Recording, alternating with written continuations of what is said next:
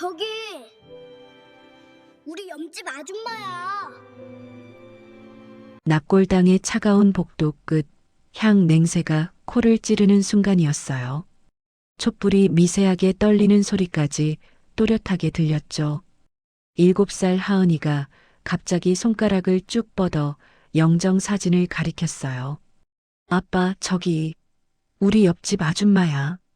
지훈 씨는 숨이 목에 걸린 채 마른 입술로 아내 이름을 삼키듯 중얼거렸어요. 딸의 목소리는 천진난만했지만 지훈 씨의 심장은 철문에 찍힌 듯 쿵 하고 내려앉았죠.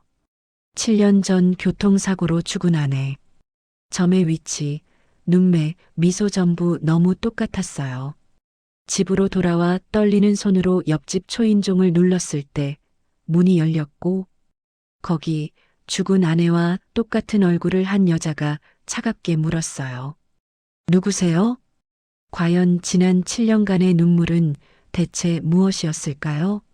사연 시작 전 구독과 좋아요 함께 해주세요. 7년이라는 시간은 모든 것을 바꿔놓는다고들 했어요. 하지만 이지훈 씨에게는 아니었어요. 그는 여전히 7년 전 갑작스러운 사고로 아내 정서윤 씨를 잃었던 그날에 멈춰 있었죠. 세상은 아내를 잃은 지훈 씨에게 가혹했어요. 그는 매일 밤 서윤 씨의 꿈을 꾸었고 아침이면 현실의 무게에 짓눌려 깨어났어요.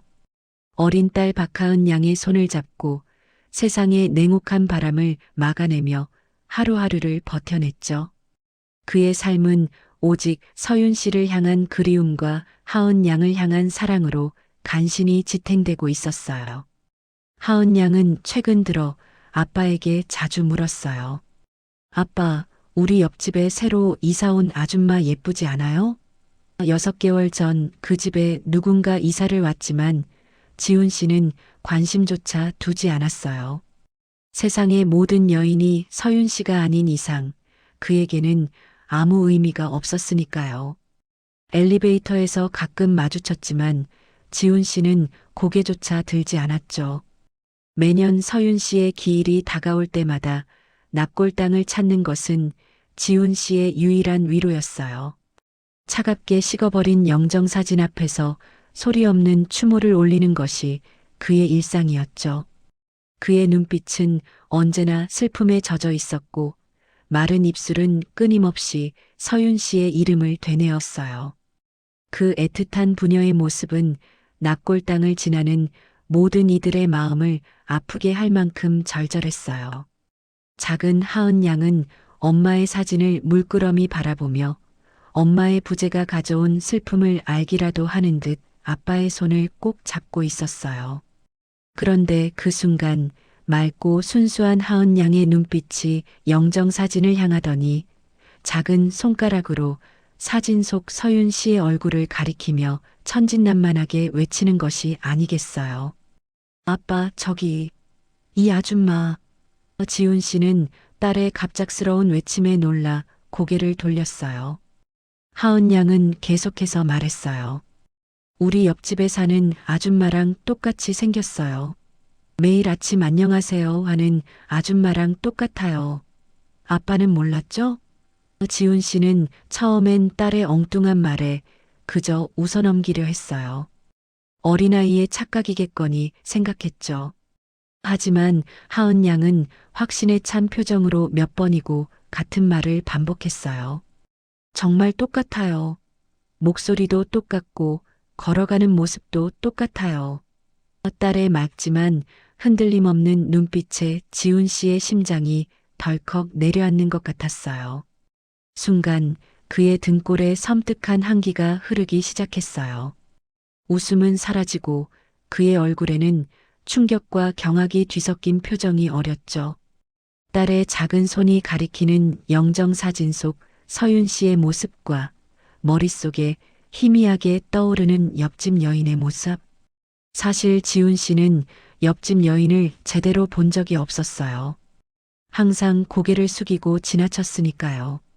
죽은 아내가 살아있을지도 모른다는 상상조차 할 수 없는 의심이 그의 이성을 송두리째 흔들었어요. 7년간의 비극이 한순간에 산산조각 날 수도 있다는, 아니, 그 모든 슬픔이 거짓이었다는 공포가 그의 마음을 덮쳐왔죠. 옆집 아줌마라니. 말도 안 되는 이야기였지만 하은 양의 너무나도 확신에 찬 눈빛은 지훈 씨의 마음속에 거대한 파문을 일으키고 말았어요. 그는 이 충격적인 진실을 파헤쳐야만 했어요. 만약 그가 이 의혹을 밝혀내지 못한다면 지훈 씨의 삶은 영원히 의문 속에 갇히고 딸 하은 양은 혼란 속에 살아가야 할 테니까요. 그의 심장은 고통스럽게 울부짖는 듯 했어요. 7년 동안 흘렸던 눈물들이, 하은 양과 함께 견뎌낸 외로운 밤들이, 서윤 씨를 그리워하며 보낸 모든 시간들이 한순간에 배신으로 변할 수도 있다는 생각에 온몸이 떨렸어요. 지훈 씨는 떨리는 손으로 영정 사진을 다시 한번 바라봤어요. 그리고 결심했어요. 집으로 돌아가자마자 반드시 옆집 문을 두드리겠다고.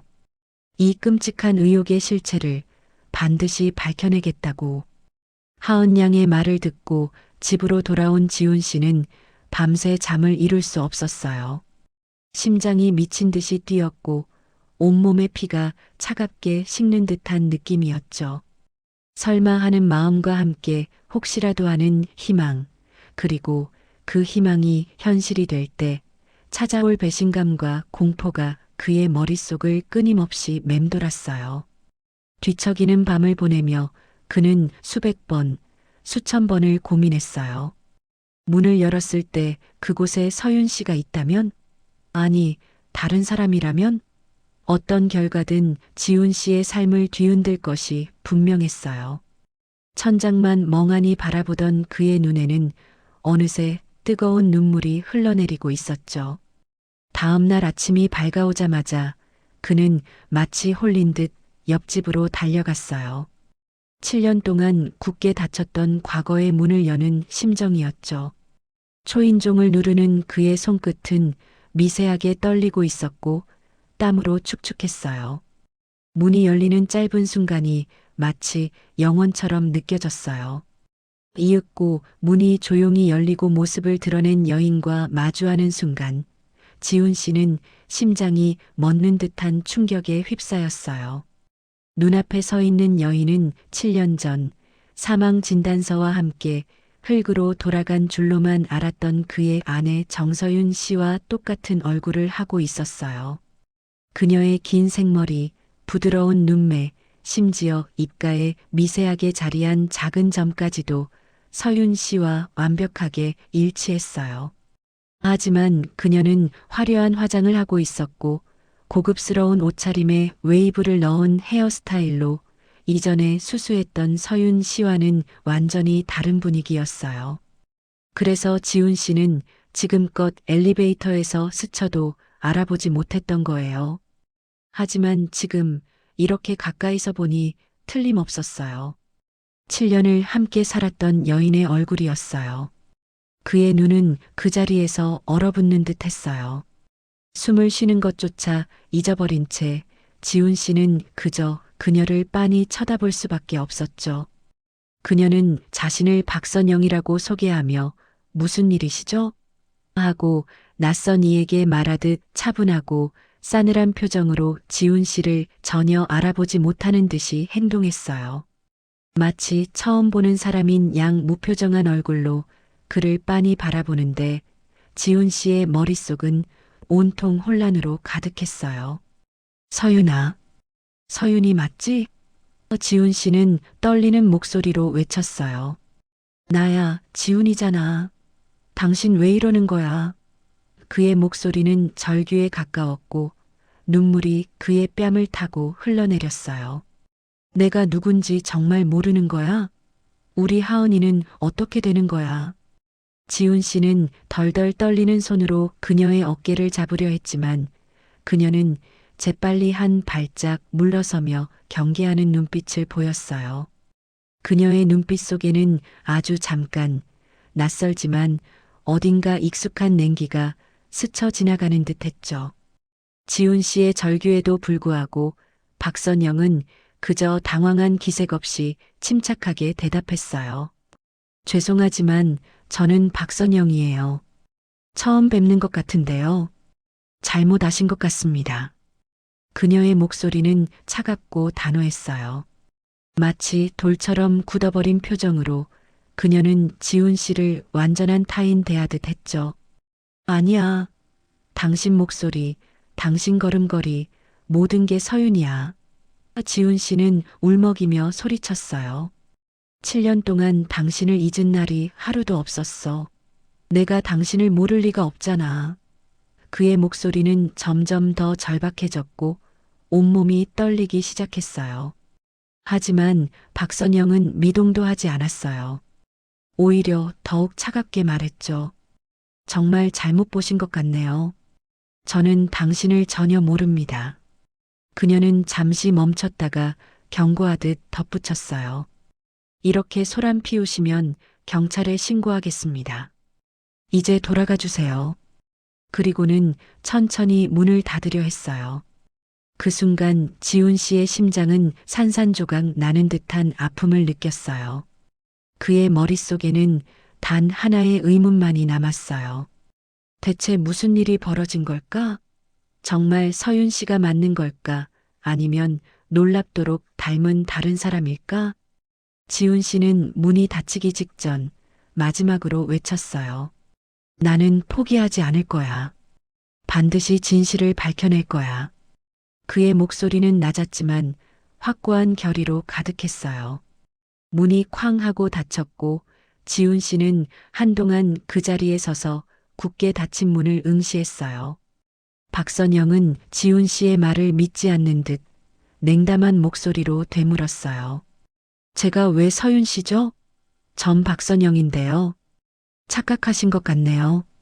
하지만 지훈 씨는 그녀의 눈빛 속에서 찰나의 순간 스쳐 지나가는 익숙한 그림자를 놓치지 않았어요. 분명 그건 서윤 씨 특유의 망설임과 경계심이 담긴 어딘가 불안해 보이는 눈빛이었죠. 이 모든 것이 단순한 우연이 아닌 거대한 음모의 시작임을 지훈 씨는 직감했어요. 그의 가슴 속에서는 배신감과 함께 알 수 없는 분노가 끓어오르기 시작했어요. 7년 동안 그가 흘렸던 눈물들이 홀로 하은 양을 키우며 견뎌낸 외로운 밤들이 모두 한편의 거짓말이었을지도 모른다는 생각에 온몸이 부들부들 떨렸죠. 지훈 씨는 억지로 문틈으로 시선을 돌려 그녀의 집안을 살펴보았어요. 깔끔하게 정돈된 거실까지만 그곳에는 서윤 씨가 그토록 아꼈던 자신이 직접 그려 선물했던 풍경화 대신 낯선 추상화가 삐딱하게 걸려 있었어요. 그리고 그 순간 지훈 씨의 눈에 포착된 것은 소파 위에 아무렇게나 던져져 있는 남자 셔츠와 면도기였어요. 심지어 테이블 위에는 서윤 씨가 극도로 싫어했던 담배 재떨이까지 놓여 있었죠. 분명 서윤 씨에게는 없던 낯선 남자의 물건들이었고 이 모든 것들이 지훈 씨의 머릿속을 더욱 혼란스럽게 만들었어요. 지훈 씨의 심장은 더욱 격렬하게 뛰기 시작했어요. 서윤 씨는 담배 냄새만 맡아도 기침을 하며 싫어했던 사람이었는데 저 재떨이는 대체 무엇이란 말인가요? 그리고 저 남자 옷들은? 지훈 씨는 다급하게 물었어요. 이 옷들은 뭐야? 너 누구랑 같이 사는 거야? 박선영이라고? 당신 말도 안 되는 소리 하지 마. 지훈 씨는 거의 울부짖듯 외쳤어요. 우리 결혼 반지는 어디 있어? 하은이는 어떻게 되는 거야? 그의 눈에서는 뜨거운 눈물이 주르르 흘러내렸어요. 박선영은 지훈 씨의 다급한 질문에 잠시 당황하는 듯 했지만 이내 침착함을 되찾고는 차갑게 응수했어요. 제 사생활까지 아실 필요는 없으실 것 같은데요. 그녀의 목소리에서는 더 이상 아무런 감정도 느껴지지 않았죠. 그리고 이대로 소란 피우시면 경찰에 신고할 거예요. 그리고는 매몰차게 문을 닫으려고 했어요. 지훈 씨는 문이 닫히기 직전 그녀의 손목을 강하게 붙잡았어요. 그녀의 차가운 손목에서 느껴지는 체온, 익숙한 뼈의 감각, 심지어 그녀의 손목에 있는 작은 흉터까지 모든 것이 사랑했던 서윤 씨의 것이었어요. 그 흉터는 지훈 씨가 기억하는 것과 정확히 같은 위치에 같은 모양으로 새겨져 있었죠. 신혼 시절 서윤 씨가 요리하다 실수로 칼에 베었을 때 생긴 그 흉터. 지훈 씨가 급히 병원으로 데려가며 얼마나 안타까워했던지. 그때 서윤 씨는 괜찮아. 이 정도는 아무것도 아니야라며 오히려 지훈 씨를 위로했었죠. 그 기억이 선명하게 떠올랐어요. 하지만 그녀의 얼굴은 마치 가면을 쓴 것처럼 무표정했고 눈빛은 깊은 경계심으로 가득했어요. 손 놓으세요. 정말 경찰 부를 겁니다. 그녀는 차갑게 경고했어요. 지훈 씨는 천천히 그녀의 손목을 놓아주었지만 마음속으로는 이미 확신하고 있었어요.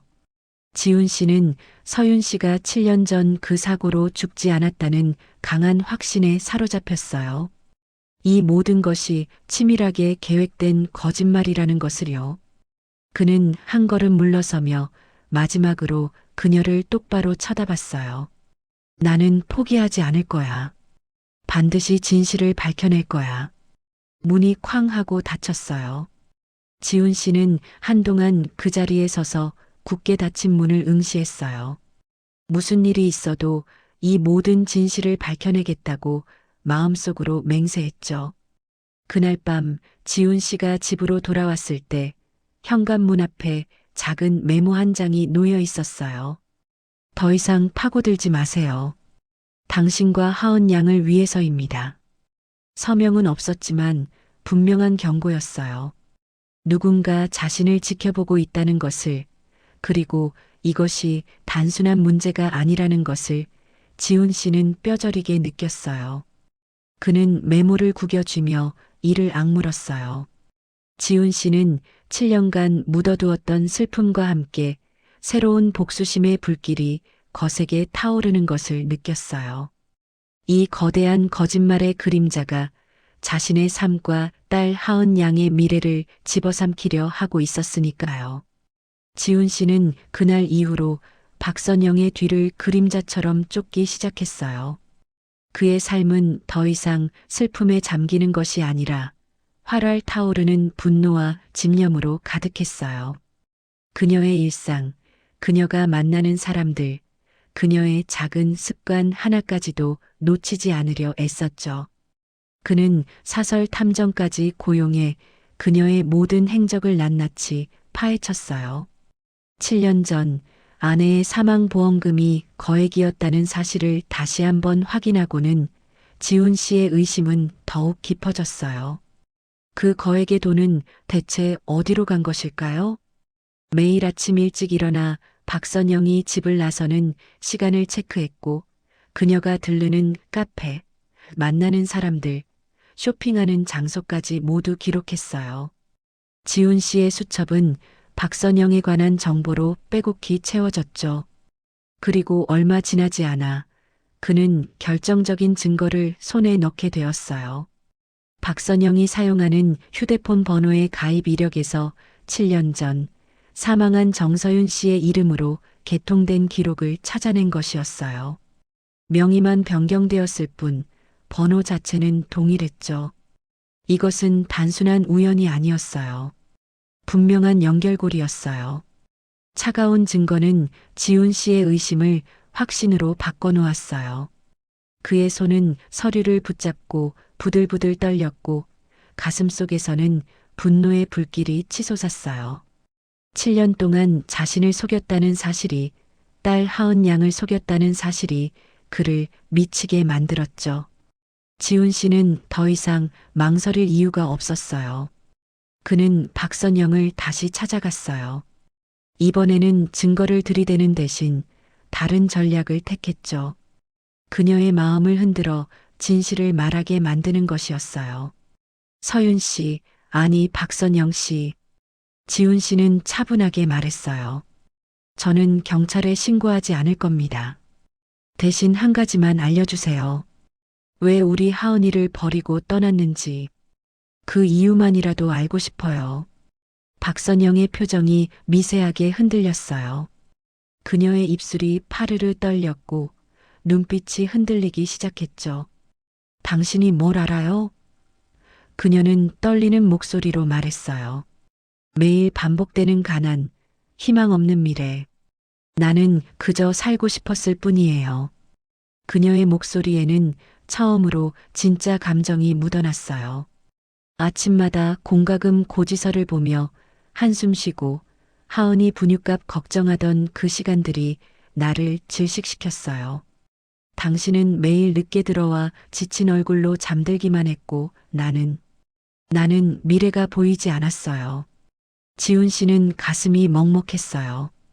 그도 그때를 기억했어요. 밤낮 없이 일하느라 아내와 제대로 대화조차 나누지 못했던 시절. 그는 가족을 위해 최선을 다했다고 생각했지만 어쩌면 서윤 씨에게는 그것만으로 충분하지 않았던 걸까요? 하지만 지훈 씨는 울먹이며 말했어요. 그렇다고 죽음을 위장하고 우리를 떠날 이유가 되나요? 하은이는 우리 딸은 어떻게 되는 건데요? 박선영은 고개를 돌렸어요. 그녀의 눈에서 눈물이 흘러내렸죠. 하지만 그녀는 더 이상 말하지 않았어요. 지훈 씨가 더 캐묻기 전에 그녀는 황급히 문을 닫아버렸어요. 지훈 씨는 알았어요.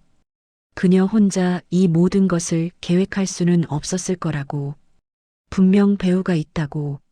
죽음을 위장하려면 의료 전문가가 필요했을 테고 신분을 세탁하려면 엄청난 자금과 인맥이 필요했을 거예요. 그날 밤 지훈 씨는 7년 전 서윤 씨의 사망 진단서를 다시 꺼내 보았어요. 그리고 그 순간 그의 눈에 들어온 것은 사망 진단서에 서명한 의사의 이름 박상훈이었어요. 지훈 씨는 그 이름을 검색하기 시작했어요. 박상훈 의사는 서울 강남에서 고급 개인 병원을 운영하는 유명 의사였어요. 하지만 왜 그가 7년 전 서윤 씨의 사망 진단서에 서명했을까요? 지훈 씨는 더 깊이 파고들었어요. 그리고 놀라운 사실을 발견했어요. 박상훈 의사가 재벌가의 주치의로 활동하고 있다는 것을, 특히 어느 재벌 2세의 개인 주치의였다는 사실을요. 지훈 씨의 심장이 빠르게 뛰기 시작했어요. 퍼즐 조각들이 하나씩 맞춰지기 시작했어요. 서윤 씨의 죽음 위장, 박상훈 의사, 그리고 재벌 2세. 이 모든 것이 연결되어 있다는 강한 직감이 들었죠. 그는 탐정에게 연락했어요. 박선영이 최근 만나는 남자를 조사해 주세요. 특히 재벌가 인물이 있는지 확인해 주세요. 며칠 후 탐정으로부터 온 보고서는 지훈 씨의 예상을 뛰어넘는 내용이었어요. 박선영은 정기적으로 강태준이라는 재벌 2세를 만나고 있었고 둘의 관계는 단순한 연인 사이를 넘어선 것처럼 보였다는 거예요. 지훈 씨는 박상훈 의사를 조사하기 시작했어요. 하지만 놀랍게도 그의 기록은 너무나 완벽했어요. 유명 의대 출신, 깨끗한 경력, 자선활동까지 활발한 모범 의사. 겉으로 보기에는 한 점의 흠도 없는 인물이었죠. 하지만 지훈 씨는 포기하지 않았어요. 사설 탐정을 통해 더 깊이 파고들었죠. 그리고 마침내 발견했어요. 15년 전 박상훈 의사가 의료사고로 면허 정지 위기에 처했을 때 그를 구해준 사람이 바로 강태준 씨의 아버지 강 회장이었다는 것을. 당시 박상훈은 실수로 환자에게 잘못된 약물을 투여했고 그로 인해 환자는 중태에 빠졌어요. 언론에 알려지면 그의 경력은 끝장날 상황이었죠. 하지만 강 회장이 막대한 돈으로 사건을 무마해 주었고 환자 가족을 설득했어요. 이것은 우연이 아니었어요. 박상훈은 그 은혜를 갚기 위해 강 회장의 아들 강태준을 평생 보필해왔던 거예요. 개인 주치의로서, 친구로서, 그리고 범죄의 공모자로서. 지훈 씨는 퍼즐이 맞춰지는 것을 느꼈어요. 서윤 씨는 처음부터 박상훈 의사를 통해 강태준에게 접근한 거예요. 죽음을 위장하는 의료 전문가, 재벌가에 접근할 수 있는 통로, 모든 것이 계획된 것이었죠. 하지만 여기서 끝이 아니었어요. 지훈 씨가 탐정에게서 받은 또 하나의 보고서에는 더욱 충격적인 내용이 담겨 있었어요. 강태준 씨의 회사는 표면상으로는 건강해 보였지만 실제로는 막대한 횡령과 분식회계로 파산 직전이었다는 것. 그리고 그 모든 것을 박상훈 의사가 알고 있었다는 것. 지훈 씨는 중얼거렸어요. 이건 단순한 재산 탈취가 아니야. 서윤은 이용당하고 있는 거야. 강태준의 빚을 떠안을 희생양으로. 모든 것이 명확해졌어요. 서윤 씨는 결혼 후 강태준의 모든 재산을 명예 이전받고 그 순간 회사의 부채까지 떠안게 될 거예요. 어쩌면 강태준과 박상훈은 처음부터 서윤 씨를 이용할 계획이었을지도 몰라요. 보험금 사기로 돈을 만든 여자라면 나중에 모든 죄를 뒤집어 씌우기도 쉬울 테니까요. 바로 그 순간 지훈 씨의 휴대폰이 울렸어요. 모르는 번호였죠. 여보세요? 지훈 씨는 조심스럽게 받았어요. 이지훈 씨, 당신 딸 하은이 지금 학원에서 나왔네요. 혼자 걷고 있더군요. 낯선 남자의 목소리였어요. 차갑고 위협적인 톤이었죠. 심장이 멎는 것 같았어요. 누구십니까? 지훈 씨는 소리쳤어요. 더 이상 파고들지 마세요. 다음 전화는 하은이가 받을 겁니다. 뚝. 전화가 끊겼어요. 지훈 씨는 미친 듯이 달렸어요. 하은 양이 있는 학원을 향해. 그의 머릿속에는 오직 딸의 얼굴만이 가득했어요. 절대로 하은이에게 무슨 일이 생기게 할 수는 없었어요. 숨이 턱까지 차올랐지만 지훈 씨는 멈추지 않았어요. 신호등도 무시하고 차들 사이를 비집고 달렸죠. 하은아, 제발 무사해라. 제발. 그는 기도하듯 중얼거렸어요. 10분 후 학원 앞에 도착한 지훈 씨는 안도의 한숨을 내쉬었어요. 다행히 하은 양은 무사했어요. 친구들과 함께 웃으며 나오고 있었죠. 하은 양은 아빠를 보고 환하게 웃으며 달려왔어요. 아빠, 오늘 왜 이렇게 일찍 왔어요? 지훈 씨는 하은 양을 꽉 껴안았어요. 그의 눈에서 뜨거운 눈물이 흘러내렸죠. 그냥 하은이 보고 싶어서. 그는 떨리는 목소리로 말했어요. 하지만 지훈 씨는 알았어요. 이것이 마지막 경고라는 것을. 다음에는 정말로 하은 양에게 위험이 닥칠 수도 있다는 것을. 그는 결코 그런 일이 일어나게 할 수 없었어요. 그날 밤 지훈 씨는 깊은 고민에 빠졌어요. 복수와 진실, 그리고 딸의 안전. 무엇을 선택해야 할까요? 하은 양이 잠든 방을 들여다보며 지훈 씨는 결심했어요. 포기할 수는 없다고. 하지만 혼자서는 안 된다고. 그는 7년 전 서윤 씨 사고 당시 담당했던 김 형사를 떠올렸어요. 당시 형사는 뭔가 석연치 않다는 표정을 지었었죠.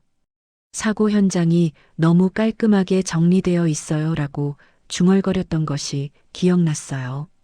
다음 날 아침 지훈 씨는 하은 양을 친척 집에 맡기고 경찰서로 향했어요. 더 이상 혼자 싸울 수는 없었어요. 그리고 하은 양의 안전을 위해서라도 이제는 전문가의 도움이 필요했어요. 지훈 씨의 발걸음은 무거웠지만 그의 결심은 확고했어요. 경찰서 문을 열고 들어선 지훈 씨의 모습은 초췌했어요.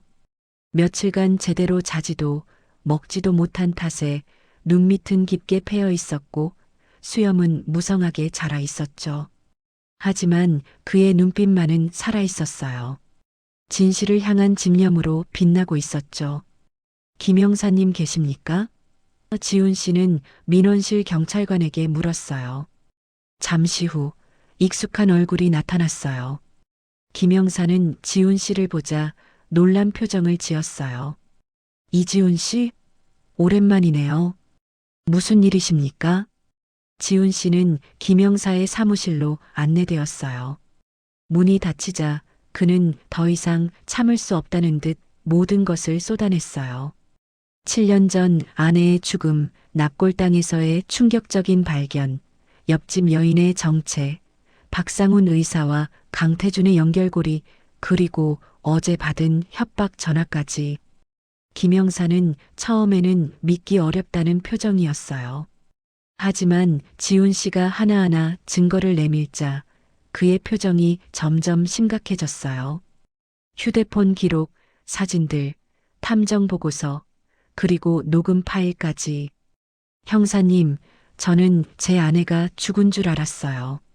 7년 동안요. 지훈 씨는 떨리는 목소리로 말했어요. 그런데 제 아내는 옆집에 다른 사람으로 살고 있었어요. 재벌 2세와 결혼해서 그의 재산을 가로채려는 거대한 음모의 일부로요. 그는 잠시 멈췄다가 이어서 말했어요. 그리고 그 배후에는 박상훈 의사가 있었습니다. 제 딸을 인질로 잡고 저를 협박했어요. 지훈 씨의 눈에서 눈물이 흘러내렸어요. 저를 도와주세요, 형사님. 제 딸과 저의 삶을 되찾고 싶어요. 김영사는 한참 동안 지훈 씨를 바라보았어요. 그리고 천천히 입을 열었죠. 이지훈 씨, 믿기 어려운 이야기지만 당신의 눈빛에서 진실을 보았습니다. 그는 단호하게 말했어요. 제가 도울 수 있는 한 최선을 다하겠습니다. 하지만 김영사는 신중하게 덧붙였어요. 다만 이 사건은 보통 사건이 아닙니다. 재벌가가 연루되어 있고 의사라는 전문직 종사자까지 개입되어 있죠. 철저한 준비와 신중한 접근이 필요합니다. 당신과 딸의 안전이 가장 중요합니다. 김영사는 사실 7년 전부터 이 사건에 의문을 품고 있었어요. 당시 사고 현장은 너무나 깔끔했고 목격자도 전혀 없었죠. 사망 진단서도 지나치게 빨리 발급되었어요. 하지만 증거가 없었고 상부에서는 사건을 종결하라는 압력이 있었어요. 사실 저도 그때부터 뭔가 이상하다고 생각했습니다. 김영사는 서랍에서 낡은 파일을 꺼냈어요. 이걸 보세요. 7년 전 사건 기록입니다. 제가 개인적으로 보관하고 있었죠. 파일 속에는 사고 현장 사진들과 김영사의 메모들이 가득했어요. 사고 현장에 브레이크 자국 없음, 목격자 전모, 차량 블랙박스 미작동, 사망 진단서, 발급 시간 마이너스 사고 발생 2시간 후. 모든 것이 의문투성이었어요. 김영사는 지훈 씨의 진술과 그가 모아온 방대한 증거들을 바탕으로 조사를 시작했어요. 먼저 박상훈 의사의 통화 기록과 금융거래 내역을 확인했어요. 불법이지만 긴급한 상황이었죠. 그리고 놀라운 사실을 발견했어요. 7년 전 서윤 씨의 사고 직후 박상훈의 계좌로 거액의 돈이 입금되었다는 것. 그 돈은 서윤 씨가 받은 보험금의 일부였어요. 결정적 증거였죠. 김영사는 또한 강태준 씨의 회사 재정 상태를 조사했어요. 과연 탐정의 보고대로 회사는 엄청난 부채에 시달리고 있었고 곧 파산할 위기였어요. 강태준은 결혼을 통해 서윤 씨에게 모든 빚을 떠넘기려 했던 거예요. 이건 단순한 보험 사기가 아닙니다. 김영사는 심각한 표정으로 말했어요. 조직적인 범죄고 여러 명이 공모한 사건이에요. 우리는 신중하게 접근해야 합니다. 김영사는 지훈 씨에게 딸 하은 양을 보호하기 위한 모든 조치를 취하도록 조언했어요. 따님을 안전한 곳으로 보내세요. 그리고 절대 혼자 움직이지 마세요. 이들은 위험한 사람들입니다. 지훈 씨는 고개를 끄덕였어요. 그날 저녁 하은 양을 시골의 친척 집으로 보냈어요. 하은 양은 아빠, 왜 갑자기 할머니 집에 가야 해요? 라고 물었지만 지훈 씨는 잠깐만이야. 아빠가 중요한 일을 끝내고 곧 데리러 올게라고 말했어요. 하은 양을 떠나보내는 그의 가슴은 찢어지는 듯 아팠지만 이것이 딸을 지키는 길이었어요.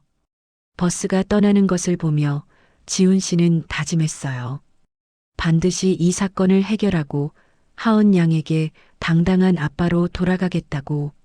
며칠 후 김영사는 결정적인 계획을 세웠어요. 박상훈 의사를 직접 대면해서 압박하는 것이었죠. 이지훈 씨, 당신이 직접 박상훈을 만나세요. 하지만 이번엔 혼자가 아닙니다. 제가 함께 하겠습니다. 지훈 씨는 김영사와 함께 박상훈 의사의 병원을 찾아갔어요. 이번에는 두려움보다 확신이 앞섰어요. 그의 뒤에는 정의가 있었으니까요. 병원은 여전히 깔끔하고 고급스러웠지만 이제 지훈 씨에게는 그저 범죄의 소굴로만 보였어요. 박상훈 의사님을 만나러 왔습니다. 지훈 씨는 접수처에 말했어요. 잠시 후 그들은 박상훈의 집무실로 안내되었죠. 문이 열리자 박상훈은 지훈 씨를 보고 미간을 찌푸렸어요. 이지훈 씨 경고했을 텐데요. 왜 또? 그때 김영사가 앞으로 나섰어요. 저는 경찰 김민수 형사입니다. 박상훈 의사님, 몇 가지 여쭤볼 것이 있습니다. 김영사는 경찰 배지를 보여줬어요. 박상훈의 얼굴이 순간 굳어졌어요. 하지만 그는 이내 침착함을 되찾으며 말했어요. 경찰이라니 무슨 일이시죠? 그의 목소리는 여전히 차갑고 통제되어 있었어요. 7년 전 정서윤 씨의 사망 진단서에 의사님이 서명하셨죠? 김영사는 서류를 내밀었어요. 그런데 정서윤 씨는 지금 박선영이라는 이름으로 살아 있습니다. 이에 대해 설명해 주시겠습니까? 박상훈은 잠시 침묵했어요. 그리고는 비웃듯 말했죠. 제가 발급한 사망 진단서에는 아무 문제가 없습니다. 법적으로 유효한 서류죠. 만약 그 여인이 살아있다면 그건 저와 무관한 일입니다. 그렇다면 이건 어떻게 설명하시겠습니까? 김영사는 또 다른 서류를 내밀었어요. 박상훈의 금융거래 내역이었죠. 7년 전 사고 직후 의사님 계좌로 3억 원이 입금되었습니다. 그 돈의 출처는 정서윤 씨가 받은 보험금과 일치합니다. 박상훈의 얼굴이 창백해졌어요. 그는 할 말을 잃은 듯 입을 벙긋거렸죠. 그건 바로 그 순간 지훈 씨가 앞으로 나섰어요. 박 의사님, 저는 이미 모든 것을 알고 있습니다. 당신이 강태준 씨의 주치의라는 것, 15년 전강 회장에게 빚을 졌다는 것, 그리고 그 빚을 갚기 위해 모든 범죄에 가담했다는 것을요. 지훈 씨는 가슴 주머니에서 작은 녹음기를 꺼냈어요. 그리고 이것은 지난번 당신이 저를 협박했을 때의 녹음입니다. 당신 딸의 안전이 걱정되지 않으신가요? 라고 하셨죠. 박상훈의 얼굴에서 마지막 남은 여유마저 사라졌어요. 그는 책상을 탁 치며 소리쳤어요. 당신들이 뭘 안다고. 이 모든 게 얼마나 복잡한지 알기나 해? 그럼 설명해 주시죠. 김영사는 차분하게 말했어요. 지금 자백하시면 양형의 참작이 될 겁니다. 하지만 계속 부인하시면. 그는 수갑을 꺼내 보였어요. 박상훈은 주저앉았어요. 그의 어깨가 축 처졌고 그는 고개를 떨구었죠. 알았습니다. 말하겠습니다. 그는 떨리는 목소리로 고백하기 시작했어요. 15년 전 제가 의료사고를 일으켰을 때 강 회장님이 저를 구해주셨습니다. 그 대가로 저는 평생 강 가문을 섬기기로 했죠. 강태준 씨의 주치의가 된 것도 그 때문입니다. 그는 잠시 멈췄다가 이어서 말했어요. 3년 전 강태준 씨가 회사 경영에 실패하면서 막대한 빚을 지게 되었습니다. 그는 결혼을 통해 그 빚에서 벗어나려 했죠. 그때 정서윤 씨가 나타났습니다. 정서윤 씨는 보험금을 노리고 죽음을 위장하고 싶어 했어요. 저는 그녀에게 방법을 제시했습니다. 가짜 시신, 조작된 사망 진단서, 그리고 새로운 신분. 대신 그녀는 강태준 씨와 결혼해서 그의 빚을 떠안기로 했죠. 지훈 씨는 주먹을 꽉 쥐었어요. 모든 것이 계획된 거였어요. 서윤 씨는 보험금을 노렸고 강태준은 빚을 떠넘기려 했고 박상우는 은혜를 갚으려 했던 거예요. 그리고 그 모든 것의 희생양은 지훈 씨와 하은 양이었죠. 그렇다면 어제 제게 전화한 사람은 누구입니까? 지훈 씨는 차갑게 물었어요. 박상우는 고개를 들지 못한 채 대답했어요. 강태준 씨가 고용한 사람입니다. 당신이 너무 깊이 파고들어서 우리는 당신을 막아야 했어요. 김영사는 휴대폰을 꺼내 누군가에게 전화를 걸었어요. 지금 바로 강태준과 박선영을 체포하세요. 공모 혐의와 보험 사기, 그리고 협박 혐의입니다. 몇 시간 후 서윤 씨와 강태준은 경찰에 체포되었어요. 언론은 이 충격적인 사건을 대서특필했고 세상은 경악했어요. 재벌 2세의 보험 사기 공모, 의사의 사망 진단서 조작, 그리고 7년간의 거짓 죽음. 지훈 씨는 경찰서 복도에서 서윤 씨와 마주쳤어요. 수갑을 찬 그녀의 모습은 초라했어요. 한때 화려했던 화장은 지워졌고 눈은 붉게 부어 있었죠. 지훈 씨, 서윤 씨는 떨리는 목소리로 말했어요. 미안해요. 정말 미안해요. 하지만 지훈 씨는 아무 대답도 하지 않았어요. 그저 그녀를 지나쳐 걸어갔을 뿐이에요. 이제 그녀는 그에게 아무 의미도 없었으니까요. 재판이 열렸어요. 법정은 기자들과 방청객들로 가득 찼죠. 이 사건은 전국적인 관심을 받았고 매일 뉴스의 톱기사를 장식했어요. 7년간의 거짓 죽음, 재벌 2세의 치밀한 음모, 보험 사기의 충격적 진실 같은 헤드라인들이 쏟아졌어요. 검사는 지훈 씨가 수집한 증거들과 김영사의 조사 결과, 그리고 박상훈의 자백 내용을 제출했어요. 휴대폰 기록, 금융 거래 내역, 녹음 파일, 그리고 7년 전 사고 현장의 의혹들까지 모든 증거가 피고인들의 유죄를 가리키고 있었어요. 박상훈 의사는 끝까지 자신은 강 회장의 은혜를 갚으려 했을 뿐이라고 주장했어요. 저는 그저 제 은인의 아들을 돕고 싶었을 뿐입니다. 하지만 재판부는 그의 변명을 받아들이지 않았어요. 사망 진단서 조작은 명백한 범죄였으니까요. 강태준 씨는 자신도 박상훈과 서윤에게 속았다고 주장했어요. 저는 박선영이 과거가 깨끗한 여자인 줄 알았습니다. 그녀가 보험 사기범인 줄 몰랐어요. 하지만 검사는 강태준이 처음부터 서윤 씨의 과거를 알고 있었으며 오히려 그것을 이용해 자신의 빚을 떠넘기려 했다는 증거를 제시했어요. 두 남자는 서로에게 죄를 떠넘기려 했지만 진실은 이미 밝혀진 후였어요. 그들의 비열한 모습을 보며 지훈 씨는 차라리 동정심마저 느껴지지 않았어요. 그리고 마지막 날 서윤 씨가 증언대에 섰어요. 그녀의 얼굴은 수척했고 한때 화려했던 모습은 어디에도 없었어요. 7년 전 지훈 씨와 결혼했을 때의 수수한 모습으로 돌아가 있었죠. 판사가 물었어요. 피고인, 마지막으로 할 말이 있습니까? 법정은 숨죽인 듯 조용해졌어요. 모두가 그녀의 입에서 나올 말을 기다렸죠. 서윤 씨는 천천히 고개를 들어 방청석의 지훈 씨를 바라봤어요. 그리고 떨리는 목소리로 말하기 시작했어요. 지훈 씨, 나는 당신이 싫었던 게 아니에요. 당신은 좋은 사람이었어요. 착하고 성실하고 가족을 사랑하는 사람이었죠.